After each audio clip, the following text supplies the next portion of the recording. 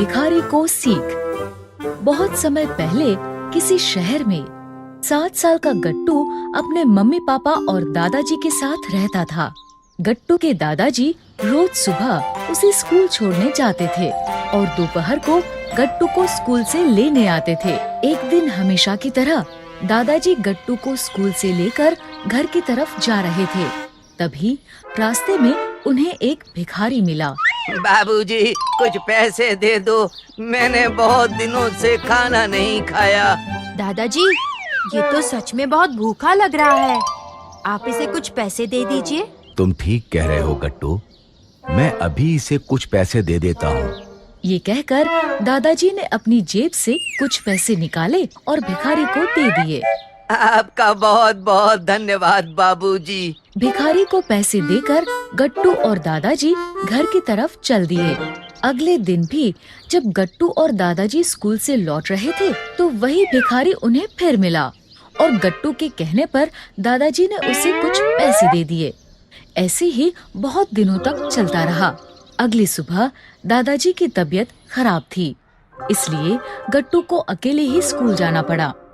उसी दिन स्कूल के प्रिंसिपल गट्टू की क्लास में आए और उन्होंने बच्चों से कहा, बच्चों, हमें रास्ते में मिलने वाले भिखारियों को पैसे नहीं देने चाहिए।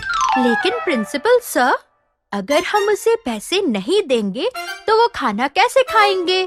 तुम सही कह रहे हो गट्टू, लेकिन ऐसे रोज रोज भीख में मिले पैसों से खाना खाने से उसकी जिंदगी में कुछ बदलाव नहीं आएगा।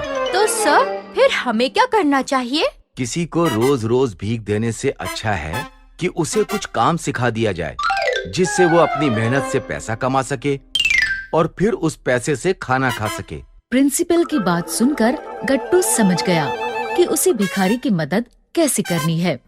स्कूल की छुट्टी होने पर वो जल्दी से स्कूल से बाहर आया और क्योंकि आज दादाजी की तबीयत खराब थी, इसलिए वो अकेला ही भिखारी के पास पहुंचा। छोटे बाबूजी, आज बड़े बाबूजी नहीं आए, अब मुझे खाने के लिए पैसे कौन देगा? तुम चिंता मत करो, आज मैं तुमको पैसे दूंगा। आप? हाँ, मैं। बस बदले में तुम्हें मेरा थोड़ा सा काम करना होगा। ठीक है। गट्टू भिखारी को अपने साथ लेकर सीधे अपने पापा की खिलौने की फैक्ट्री पहुंचा। सारी बात जानकर पापा ने कहा, अगर ऐसा है तो मैं तुम्हारी मदद जरूर करूंगा, चलो। फिर वो भिखारी को लेकर खिलौने के स्पेयर पार्ट्स के पास गया और भिखारी से बोला, तुम इस सब पार्ट्स को जोड़कर मेरे लिए ऐसा जहाज बनाओ। अगर तुमने ऐसा कर दिया तो मैं तुम्हें बहुत सारे पैसे दूंगा। सच? ऐसा है तो मैं अभी आपके लिए ऐसा जहाज बना कर देता हूँ। आखिरकार बहुत सारी गलतियों के बाद भिखारी ने एक जहाज बना ही दिया। अब तो ये अच्छा है छोटे बाबूजी। हाँ, ये वाला बहुत अच्छा है। सच? तो अब अपनी शर्त के अनुसार आप मुझे बहुत सारे पैसे दो। हाँ, ये लो तुम्हारे पैसे। पैसे देखकर भिखारी बहुत खुश हुआ।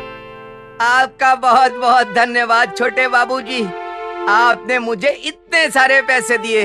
मैंने तुम्हें पैसे नहीं दिए, ये तो तुम्हारी मेहनत के पैसे हैं। क्या मतलब? मतलब ये कि तुमने मेरे लिए जो जहाज बनाया, ये उसके पैसे हैं और अब तुम्हें खिलौने बनाने आ गए हैं, इसलिए अब तुम्हें भीख भी नहीं मांगनी पड़ेगी।